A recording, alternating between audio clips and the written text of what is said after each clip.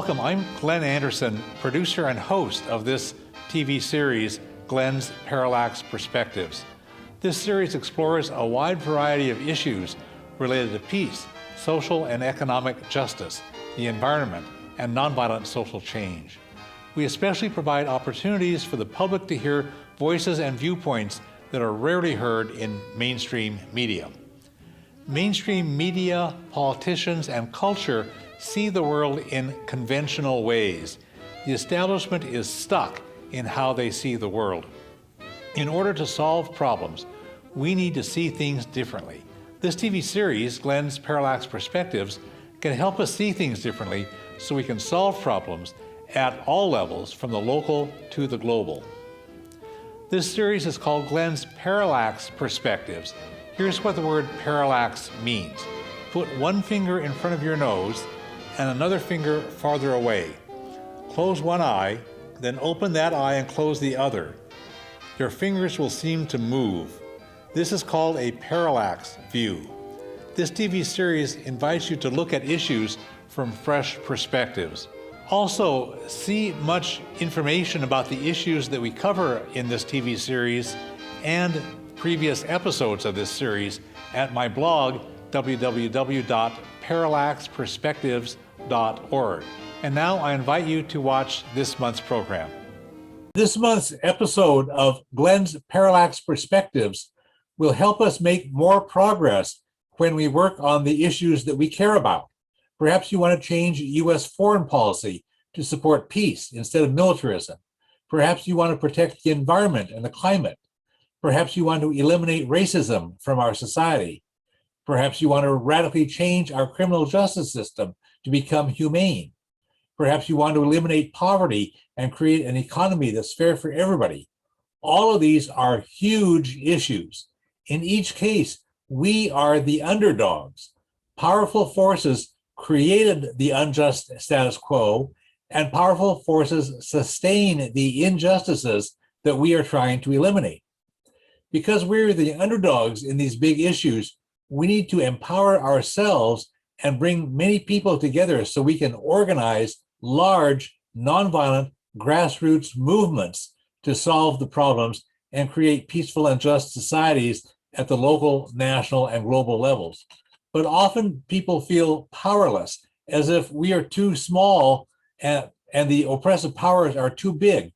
We need to empower ourselves, and we can empower ourselves if we're grounded in profound nonviolence and if we have the skills and strategies to organize winning campaigns. I conduct free workshops to help people strengthen their knowledge, strategies, and skills for nonviolent grassroots organizing. One of my workshop sessions focuses on empowering ourselves. The TV program that you're watching now is based on that workshop about how to empower the progressive movement. The insights and the skills for doing this are the same for any issue you care about working on. So I designed my workshop to empower ourselves, starting with me doing absolutely nothing. And when we have a room full of people and I'm doing the workshop live with real people sitting there in the room, I would sit silently and just wait without doing anything at all. And the workshop participants would feel increasingly uneasy and anxious because nothing was happening. Eventually, somebody would ask about why nothing was happening. And I would say, this concludes today's first group exercise.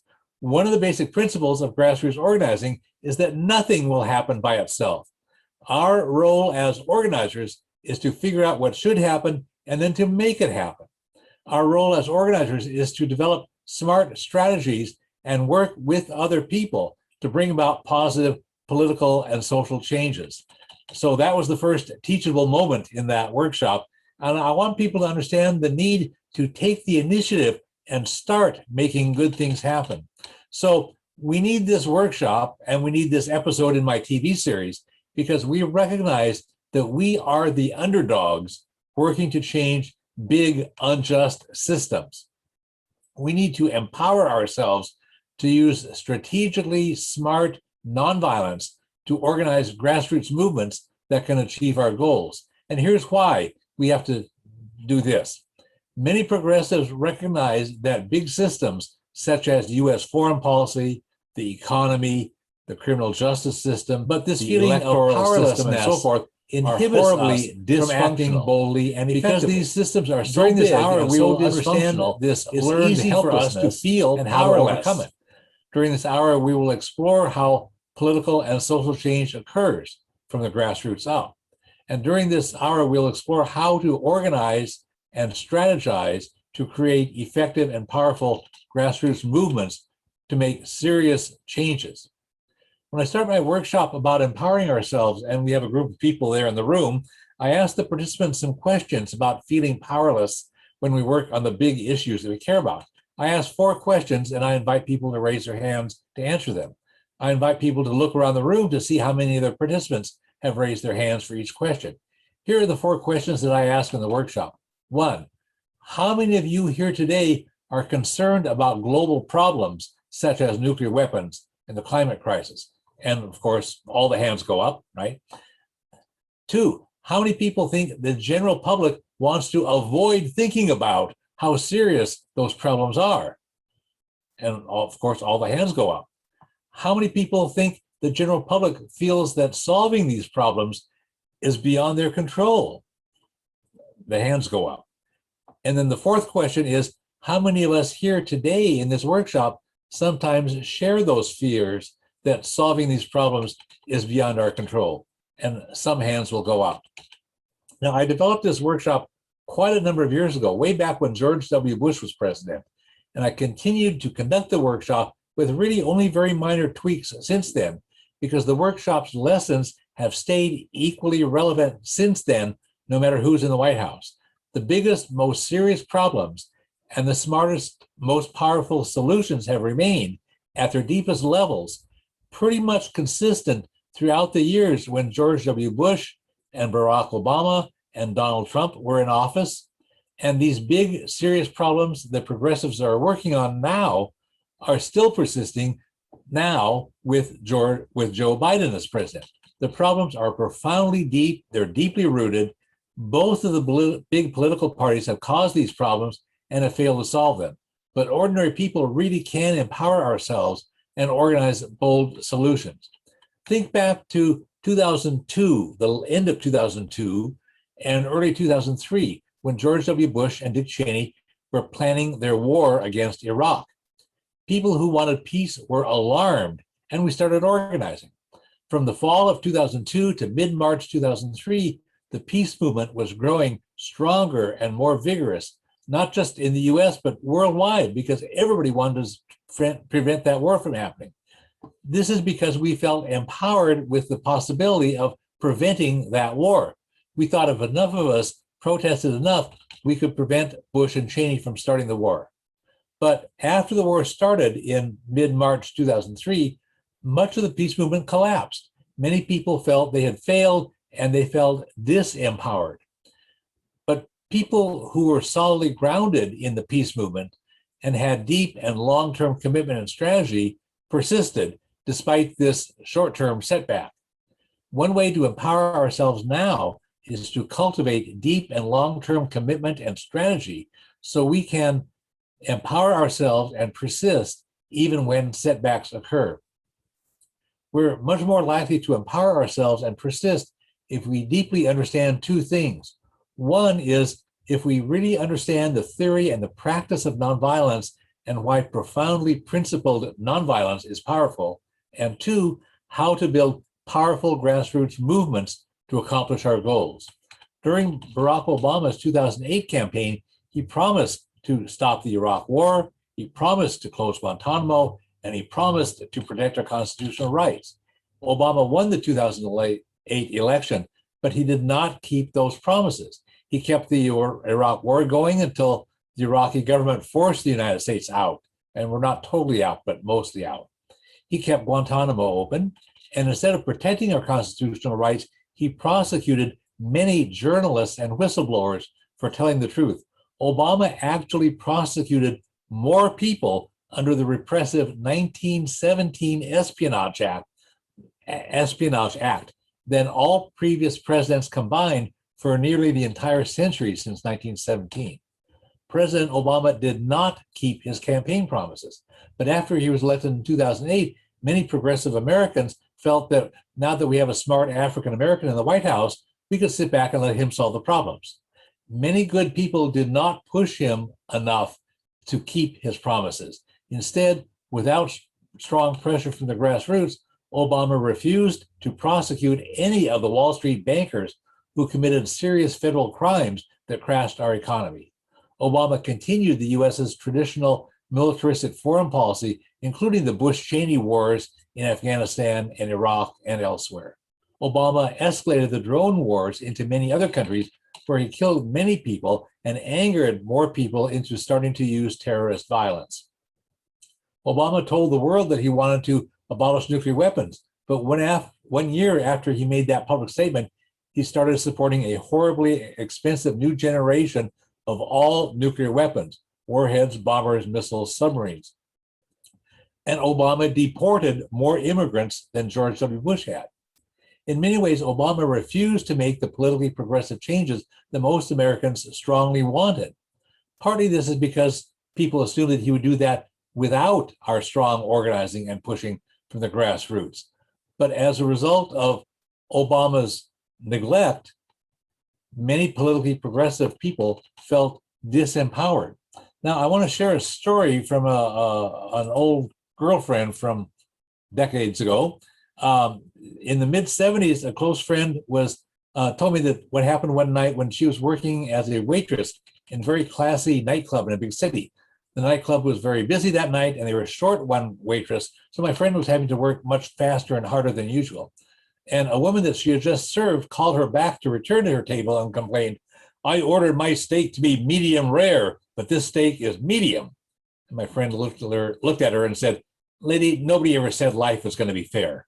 Now, it's kind of a funny story, but it's also grated on me because people who are politically progressive want the world to be fair. But we know the world is often not fair. And we let this hard reality hurt our feelings. Sometimes we feel wronged by the way the world turns out to be. And as a result, we feel powerless. So we need to devise ways to function effectively in a world that is often not fair, in a world where the power is stacked against us. Now, I want to share with you the results of 2 experiments that psychologists had conducted on animals. Here's the first one. Psychologist Martin Seligman was experimenting with conditioning dogs, and he got some unexpected results. He placed a dog in a box with side-by-side compartments that were separated by a low divider.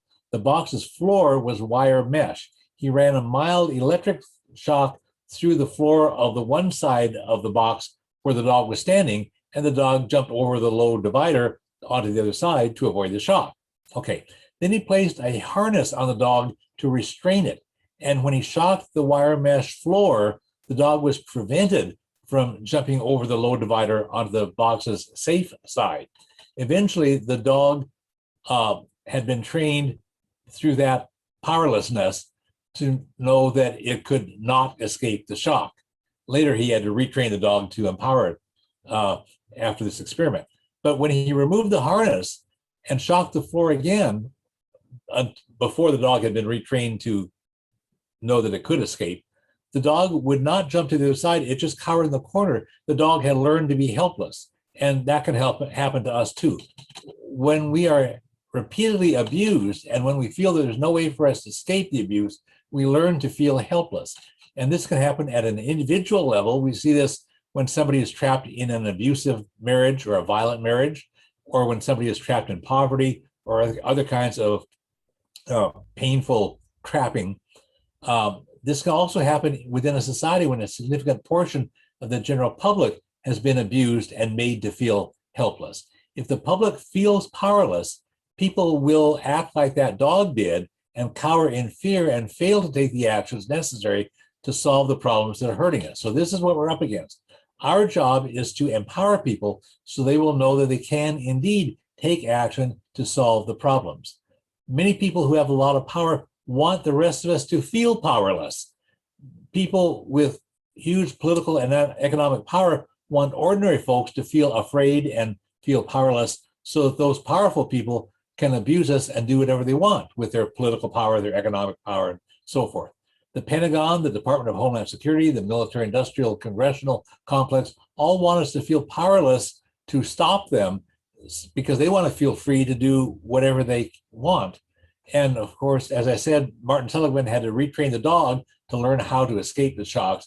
And likewise, we need to retrain the public and our fellow political activists that we do have power to counteract the political repression. We need to help the public discover that we are not powerless. We need to help the public understand how to empower ourselves and how to devise smart, nonviolent strategies so we can turn things around. Some people feel powerless because they have little money, or they're old, or they're young, or they have disability, or whatever. Instead of letting difficulties cause us to feel powerless, we need to build upon what we can do, the power that we do have, and we have more power than we know. One of the great peace activists from decades ago, David Dellinger, wrote a book titled More Power Than We Know, because he was onto that. And the TV program that you're watching now can help us empower ourselves. Then we'll be mentally healthier, and we'll be able to organize for the social and political changes that we want to accomplish for our society. Now, I want to tell you about the second experiment. Robert Sapolsky wrote an excellent book. It was titled Behave, and it was an interdisciplinary book. He supports social justice and positive actions. He conducted an experiment that made rats feel helpless. When the rats felt helpless, he noticed that they started to bite their neighbors, their fellow rats. Who feels powerless in our society? Many different kinds of people feel powerless. Poor people, minorities, young people who have feel like they have no future, and so forth. Lots of kinds of people feel powerless. Also, a lot of people who want peace and social justice and economic justice feel powerless. Also, white working class people who felt like they had played by the rules, quote unquote, and got left behind by economic changes and left behind by politicians who failed to protect them. They feel like they got screwed over, and then they're angry about that. The 2016 election was about perceptions of who had power and who felt powerless. Hillary Clinton's entire political career was devoted to supporting big business, rich people, and the military-industrial complex. She had made a lot of money just before her 2016 campaign, speaking to Wall Street audiences that paid her $100,000, $200,000 for a speech. Donald Trump also was an elitist. He was a billionaire, white, racist landlord, but he pretended to care about the working class and other people who'd been left behind by people like Hillary Clinton and her Wall Street elitists. And Trump, who was really a fraud artist, a con man, fooled a lot of people into thinking that he was on their side. Now, Robert Sapolsky's rats, who were made to feel helpless, started to bite their neighbors. In what ways have people who feel helpless done the same and started biting their neighbors? So we need to look at social problems and realize maybe some of that is caused by people's feelings of helplessness and powerlessness that causes them to start biting their neighbors, right? And we should ask, who benefits when ordinary people are made to feel helpless and bite our neighbors? If you join the military basic training is designed to disempower the new recruits so they can be trained to hurt and kill people. Many men feel powerless on their job. Wages in this country peaked in 1976, and they've been sliding ever since then in relation to inflation. So a lot of people who work for a living feel powerless in their work situation. Many men can't get their wives or kids to obey them. And I think that many men who feel powerless buy big trucks as a way to empower themselves by towering over other people on the road who are driving little cars, right? Likewise, many men who feel powerless are fanatically obsessed with owning guns because the guns help those men feel powerful after they've been feeling so badly powerless in the whole other realms of their life. So these insights can help us understand why the progressive movements often fall short of our potential. Every aspect of our society is in a severe crisis. This includes foreign policy, economics, environment, human rights, the climate crisis, news media coverage, and electoral processes and democracy itself. All of our major systems are in a severe crisis. And progressives know this. We know this very deeply. And sometimes because we know how deeply and how broken and dysfunctional all of the systems are, we make ourselves feel overwhelmed and powerless. And then when we feel overwhelmed and powerless, these feelings prevent us from taking positive action to solve the problems. We end up trapped in our own feelings of being overwhelmed by this big, oppressive, nasty systems. Also, some parts of the progressive movements exude cynicism, and that leads to pessimism and negativity. Feeling cynical, pessimistic, and negative actually disempower ourselves. Then our negativity repels the general public and it interferes with our organizing effectively. Some activists are shooting themselves in the foot in that way. We can do better and we must do better. We need to empower ourselves so we can reach out effectively to the general public and welcome them to join with us in building a strong grassroots movement that is enthusiastic about organizing nonviolently to achieve our positive goals. Even while we recognize how seriously broken all of the systems are, we need to empower ourselves with positive insights and smart strategies for how to organize nonviolent grassroots movements. And that's why I conduct my series of free workshops to help people strengthen their insights and their skills. And in those workshops, I share a lot of savvy insights and practical resources. I'm doing what I can in this TV program during this hour to cover some of what I do in one of those workshop sessions. During the historical era, when so many places were colonized, the European nations oppressed the colonized people and kept them powerless. Usually the colonized people felt that they were stuck being colonized, and they usually did not even see the possibility of rising up and declaring their independence. That's how powerless they felt. But starting in the 1950s and 60s, people in many colonies did rise up and declare their independence. Once the people in other colonies saw that independence movements actually were possible, they started independence movements in their own respective colonies, and a massive worldwide consciousness and movement for independence arose and won many victories. Historians started talking about what they called the revolution of rising expectations. This is what we need to create now.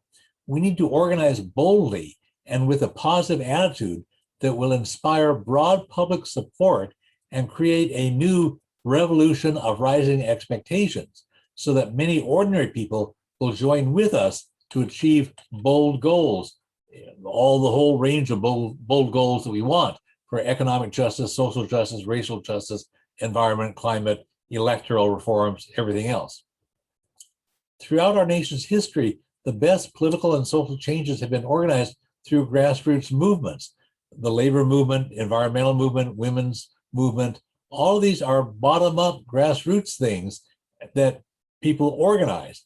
People envisioned a positive future and they organized from the grassroots up to accomplish smart goals. This was possible because people felt they could actually win.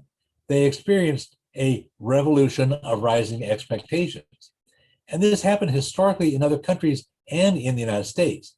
Now, in order to make progress on the issues that we care about, peace, social justice, a humane economy, environmental stewardship, and so forth, we have to envision the possibility of winning, and we must learn how to strategize, organize, and build effective nonviolent grassroots movements.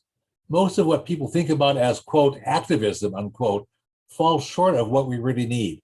I distinguish between mere, quote, unquote, activism, which often is just a bunch of random or frenzied activities, and actual organizing, which includes strategically working collaboratively with other people to set specific goals and devise smart strategies and conduct a sequence of well-planned campaigns and activities that will build upon each other to achieve our goals. That's real organizing. You've got some dynamic to it. It's not just, oh, let's go out in the street and do a bunch of stuff, right? Frenzied activism can be chaotic and futile. It often leads to burnout or sometimes to counterproductive behaviors because people don't know how to strategize and build upon nonviolent principles for a good grassroots movement. In contrast, strategically smart organizing uses positive, goal-oriented methods to bring more and more people together into thoughtful efforts to achieve smart goals. And I want to list some practical insights here that can help us empower ourselves to move forward. One is many activist organizations merely protest against the bad things without ever devising a bold and attractive alternative vision for the future that they want to replace the bad status quo. So it's not enough to be reactive, we have to be proactive. We must create a bold and attractive vision for the future. When I post this video to my blog, I'll also post an article I wrote a while ago. I titled that article, "Besides Protesting What We Oppose, Let's Also Organize to Achieve Positive Goals." And you'll see that on my blog. I'll give you the link to that at the end of the program here. That article's first two paragraphs say this: we need to keep protesting against the cruelty, corruption, injustice, and violence that continually assault us. But if we spend most of our time and efforts fighting the bad stuff, the oppressors will continue to have the upper hand because they can keep throwing bad stuff at us and we will always be on the defensive. We need to spend most of our time and efforts taking the initiative to organize for the positive goals that we want instead.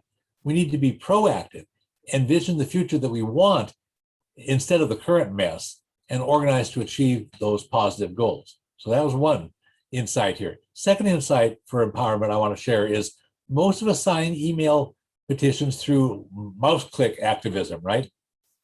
And I click those action alerts too, but that's not enough. It's far less than what the world needs from us because mouse click activism does not apply real pressure. We need to actually build power for ourselves and our movement. Third one, political parties and many nonprofit organizations are limited by what they think is, quote, politically feasible at the current time and in the current political climate. Instead, we must propose a bold vision and significantly change our culture and change the political climate so that our bold vision will become politically feasible and recognized as such and taken seriously by everybody in society. So number four, as grassroots activists, our job is to change public opinion, to move much farther toward the left of what most people assume is, quote, politically feasible, unquote. 5, I strongly agree with whoever said, if you're not changing the terms of the debate, you will lose the debate. And this point is crucial. If we are not changing what the debate must really be about, we will lose the debate. Number 6, many activists simply repeat the same tactics over and over again without clear goals or overall strategies for reaching those goals.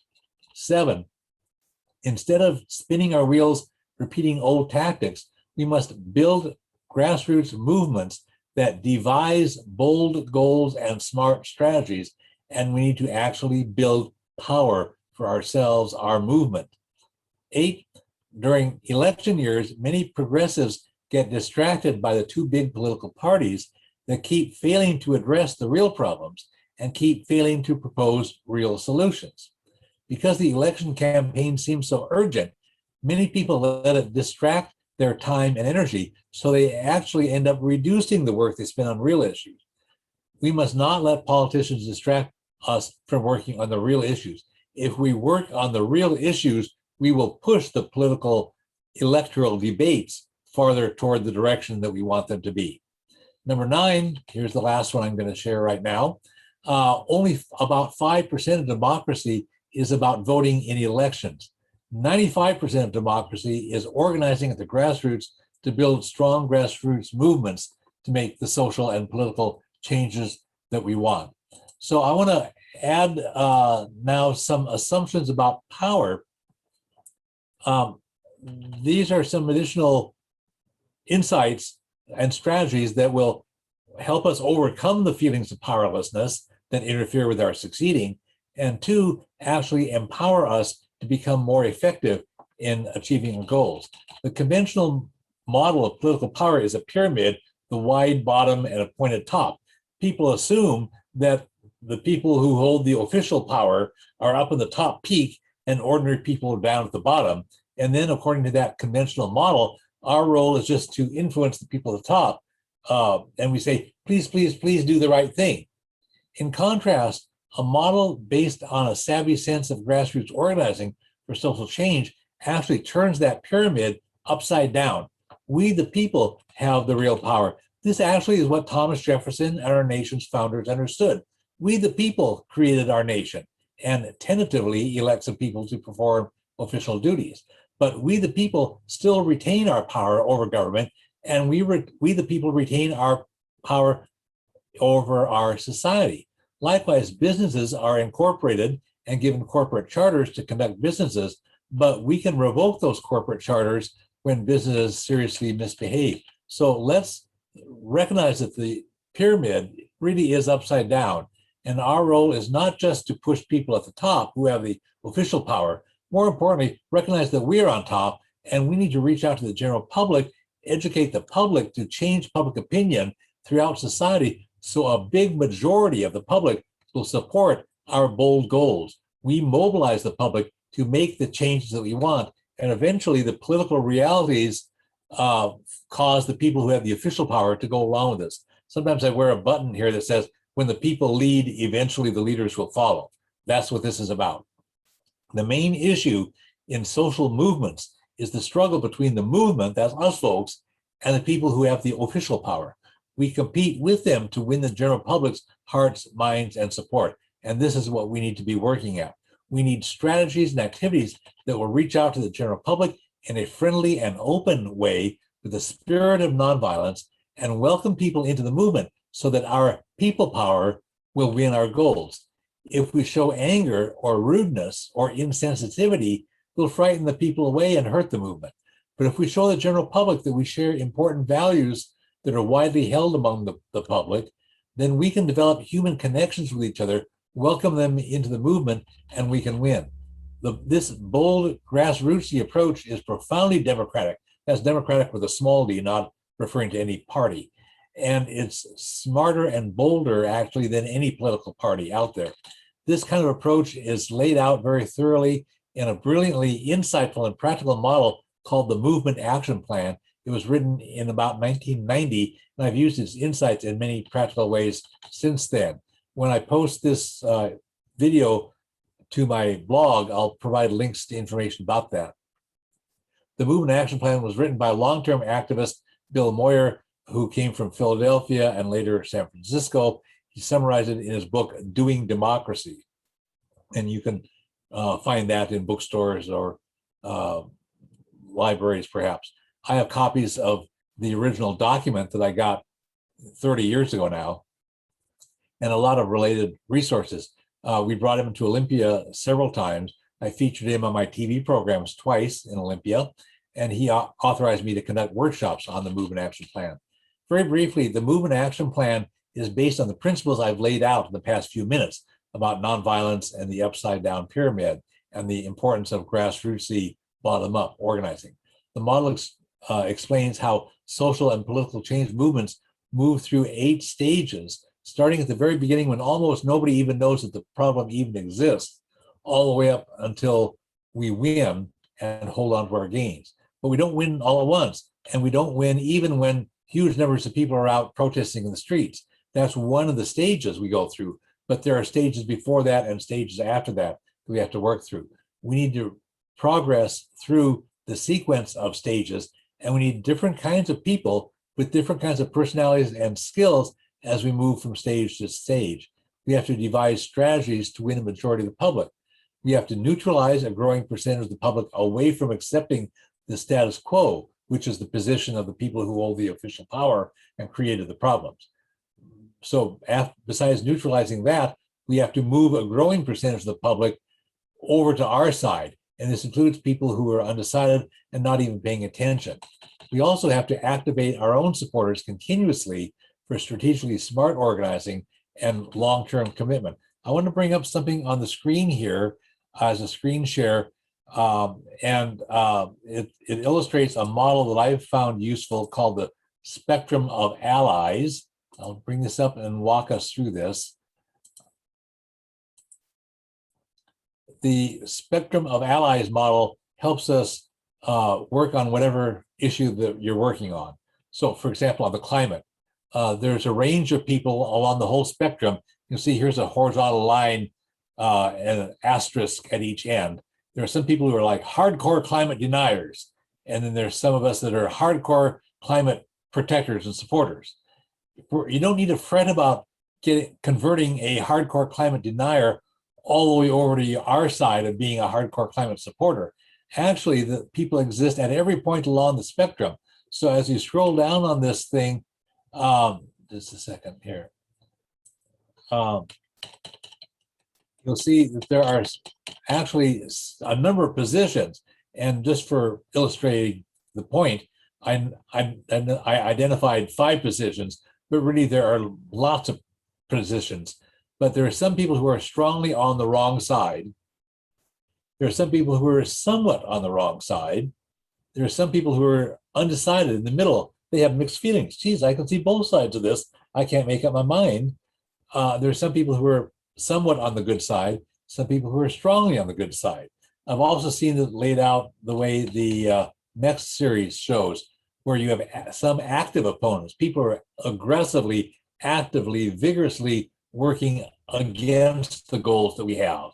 And what we need to do on each of these is move them one notch over. You're not going to move them all the way over to our side, but maybe somebody who's actively working hard against our view as an active opponent, maybe we can get them to be a passive opponent and take some of the fire out of their belly. And they might still disagree with us, but at least not be working as hard to prevent our remedy from being enacted, right? Now, there are some people, so what we need is strategies to move people from the active opponent to the passive opponent stage. And you'll see below here, it says one thing we could do is to arouse doubts and conflicts within the opponent's camp. That's one way of doing it. Another way is to maybe appeal to some of their values and soften that opposition to become passive instead of something that they're obsessed with. Now, there are some people who are passive opponents. They disagree with us. They're not doing much about it, but they disagree. We need to move them one notch over into the neutral category so that they will actually say, geez, I can see both sides now. I'm not sure if I support or oppose whatever the issue is. And so we need to devise specific kinds of strategies to reach out to people who are in this passive opponent category and move them into the neutral, undecided spot, right? And that takes certain kinds of strategies. Now, there are some people who are already in the neutral, undecided spot, and we need to devise some special strategies to reach out to those people who have mixed feelings about it, mixed thoughts, mixed feelings, and move them to be at least a passive ally, to at least agree with us, even if they don't actually work with us to accomplish our goal, but move them into being a passive ally. And likewise, then there are some people who are already passive allies. They agree with us, but they haven't yet gotten active. We need to find ways to activate them so they will move over to the next spot and become an active ally. So these are strategies that we need to develop, different kinds of strategies and different kinds of activities to reach out to these different kinds of audiences with tailored approaches for each kind of person. And for us folks, we need to increase our cohesion and unity. Now, below that, you'll see there's a thing here that an arrow pointing upward. There are some people who are not even on that spectrum. They're not even paying attention to the issue. They've never heard of whatever the problem is, or they are just alienated. Emotionally, they can't bring themselves emotionally to even understand the issue or pay attention to it because they're distracted by other things. We need to find ways to bring alienated or neutral, those kinds of people up into the spectrum and move them along. So anyway, I think there's some interesting stuff there that we can do. And part of our organizing needs to be reaching out to different kinds of people. So we have really 3 jobs. Mostly we have to develop strategies, as I said, to move people from each box, one box farther toward the good side. Takes different strategies to reach the different kinds of people and move them over. And we need to move people into the active supporter box at the far right edge of that to join us and help build the movement further. And let's see. Now, research shows that nonviolence works better than violence in achieving freedom, democracy, and the positive goals that we want. And when I post this video to my blog will include a link to a one-page list of resources about nonviolence. So I'm going to just move through some of this now because you'll see this later. But there are some really good resources available. And nonviolence is a crucial part of building a grassroots movement because nonviolence fosters democracy, egalitarianism, accountability, instead of machismo, elitism, and anonymity. So it's more consistent with grassroots approach. Nonviolence sows the seeds of a democratic and egalitarian future, and we have to frame our efforts in terms of widely held positive values that the public supports, such as democracy, fairness, and what's good for your children. Now, nonviolence also is a powerful antidote to feelings of powerlessness. Nonviolence has been proven to be powerful when it's used skillfully, and nonviolence builds upon people's best values, so it affirms the oneness of all human values, all humanity, and it warmly invites people to join with us. So we can indeed empower ourselves, and there are lots of ways of doing it. We can affirm every person's human dignity. We can stand in solidarity with the smart movements that have affirmed the dignity of people who were being oppressed. And there's some examples. From the racial justice movement decades ago, they came up with Black is Beautiful, Black Pride, and more recently, Black Lives Matter. These are all affirming the human dignity of people who have been oppressed. In the LGBTQ movement, they empowered people decades ago to come out of the closet, and that was powerful. They affirmed gay pride, so that's a positive self-image.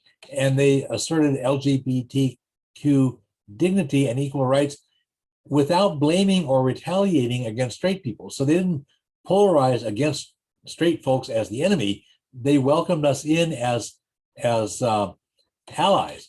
So we could apply this coming out of the closet strategy as an empowerment thing for other issues. So coming out of the closet significantly strengthened the LGBTQ movement by increasing their visibility and connecting with allies who cared about these people who now identified who they really are. And we can do that for other issues that have been trapped in the closet. So I want to bring up for you something that I wrote decades ago. And another human rights issue is abolishing the death penalty. Now, a lot of people actually do oppose the death penalty, but they've never said anything about it.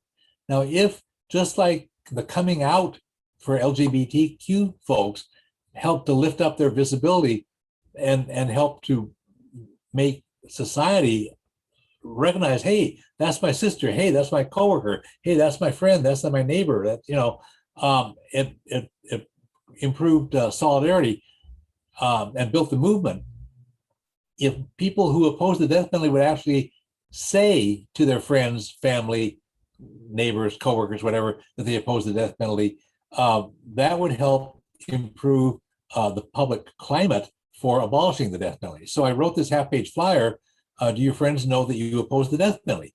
Coming out against it can help turn the tide.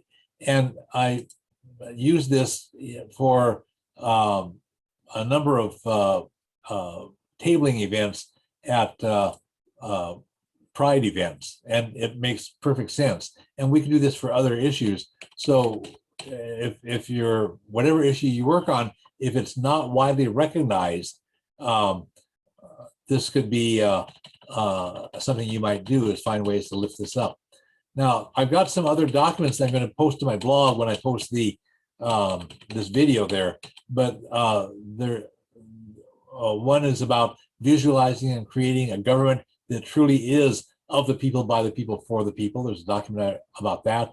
I copied a document somebody else had written, 6 Rules for Organizing a Grassroots Regeneration Revolution. And I also wrote something about peace movement potentials and strategizing. Now, I want to follow up on something now that I had said near the beginning of this TV program. I said that when I've conducted the workshop in person with a group of people, I've asked questions about global problems, such as nuclear weapons, climate crisis, And when I've presented this workshop in a location where other people are physically present, people raise their hands and you look around the room and see how many hands are up. And usually at that early part of the workshop, some people had admitted by raising their hands that they also felt somewhat powerless about dealing with the problems. Now I want to ask you two questions.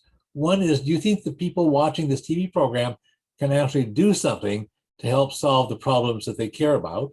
That's one question.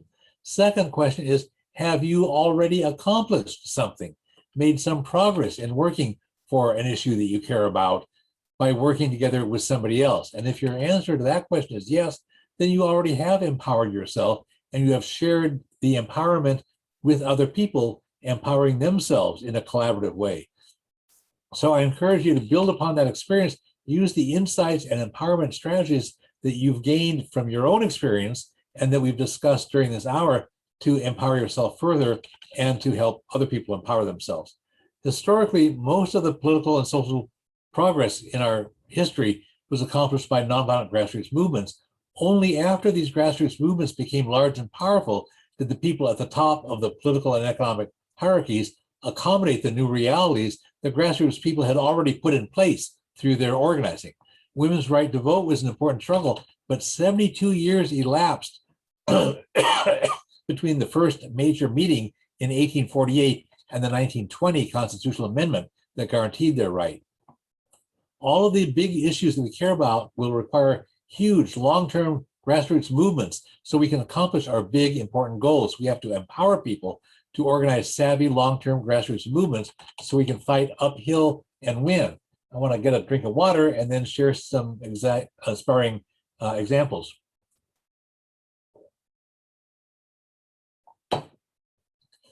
We know that just in the last few decades, there's been enormous history, enormous progress in the US and actually worldwide to move toward equality for LGBTQ people.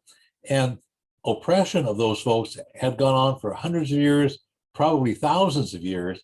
And for many centuries, public attitudes were so hostile that they had to stay in the closet. It was not safe for them to admit to their employers, their friends, or even their families that they were LGBT persons.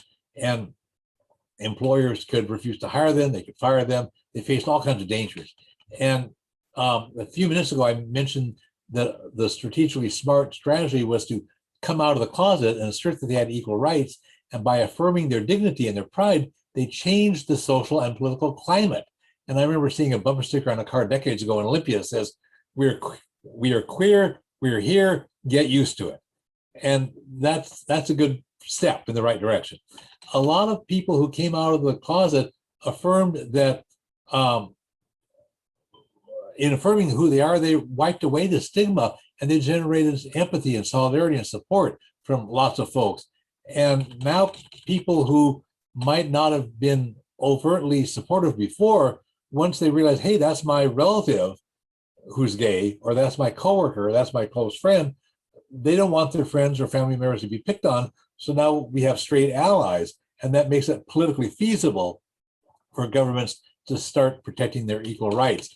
And savvy organizers did that. They'd start at the local level and get like a city government to pass a non-discrimination in hiring policy. And they did this in many places, and then it became statewide after enough local governments had done it. And after enough state governments had done it, then you get progress at the national level.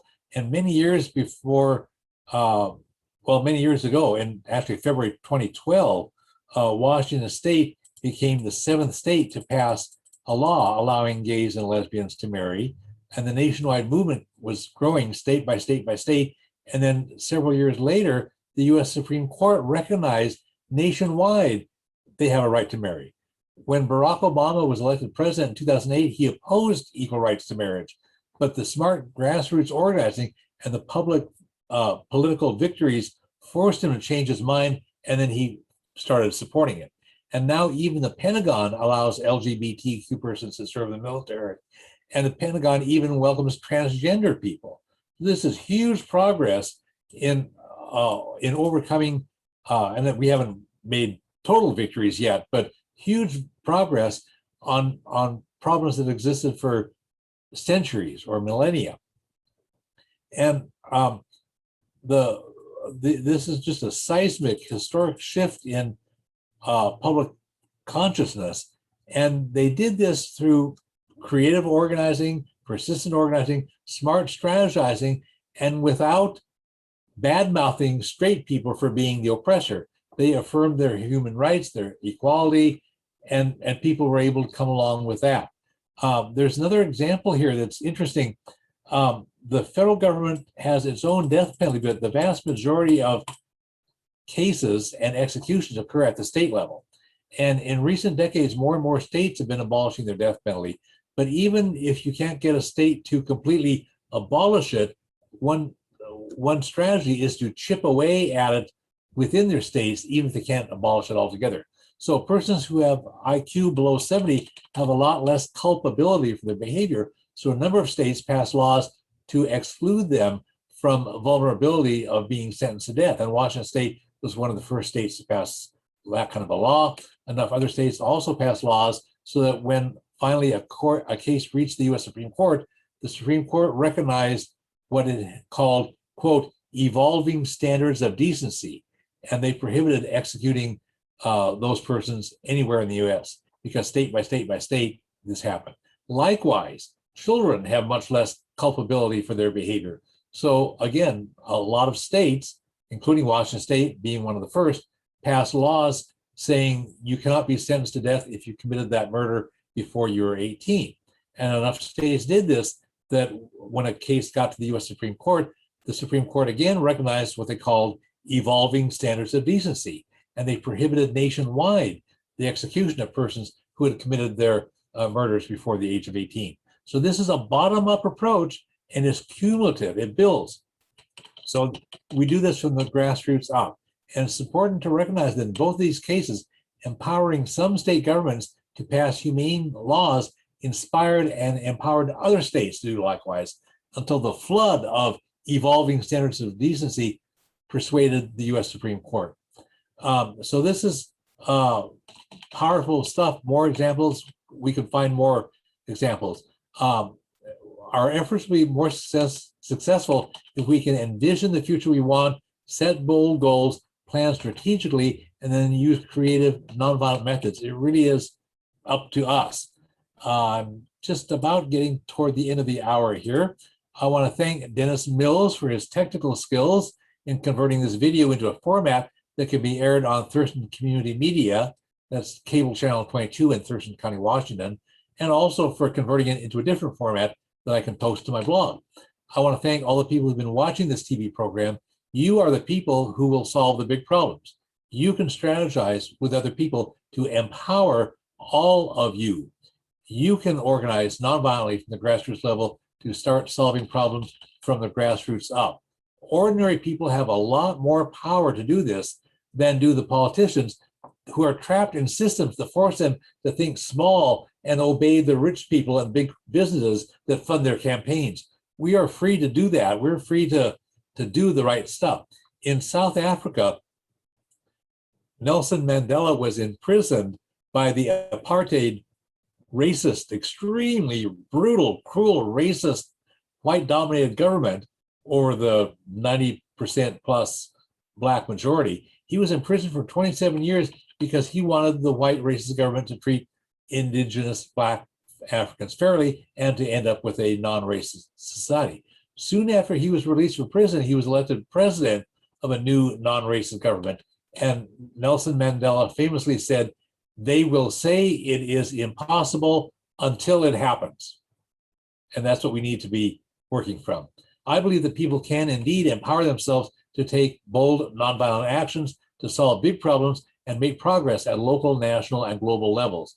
We can set goals and bring people together to organize nonviolent grassroots movements and make the world a better place. I conduct workshops, as I've said, about nonviolent grassroots organizing.